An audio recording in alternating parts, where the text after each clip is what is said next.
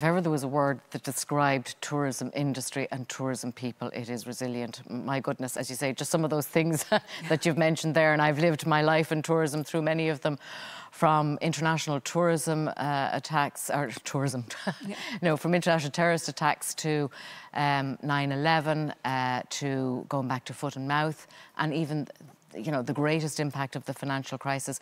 We've mapped out, actually, it's very interesting when you see it in the report today, how we continue as an industry to bounce back and, the period of time that it takes. But the one thing that I've really noticed over all of those years is we always seem to be able to bounce back better. It's incredible the way the tourism industry can actually adapt and reinvent itself. And I've seen so much of that in the last number of months. I can't tell you how hard people have worked to actually reimagine their businesses and how they deliver their experiences, because they're looking for new revenue streams. They have a whole new audience because some of them don't have or haven't had as much domestic business, and it's a very different market. We're doing all that we can to make sure that the pilot license stays alive there, and Tourism Ireland have been doing a phenomenal job, because it's not easy. We can't be overtly out there saying come back to Ireland, but we can send out messages, and we're doing it exceptionally well, and saying, through that dream phase, and when the time is right, when you come back, here's what we can offer you.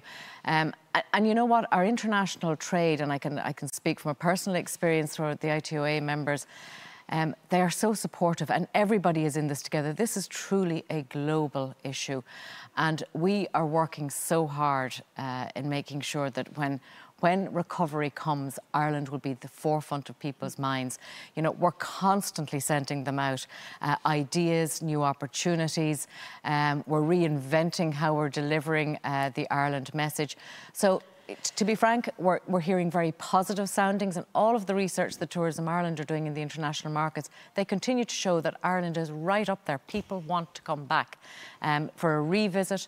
Even in terms of those who haven't been here yet, they absolutely still see Ireland as on that bucket list. Yeah, bear in mind, tourism is the first industry, and it was the first one out of the blocks to actually have a recovery task force put in place. Just speak to me a little bit about the task force. Where are we at present? What's been done? What's left to do?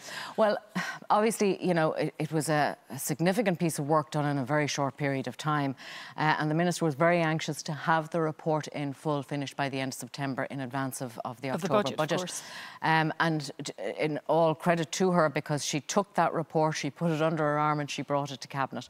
And certainly it is the roadmap with 33 recommendations.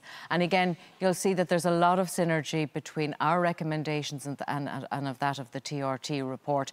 There is a recovery oversight group formed, of which I sit on, and Noreen Hegarty, I'm sure you know Noreen, yes, a colleague of yours, is chairing that. The Minister appointed her in December. So we are now charged with making sure that those recommendations that were put forward and need to be implemented over the next 3 years are going to happen.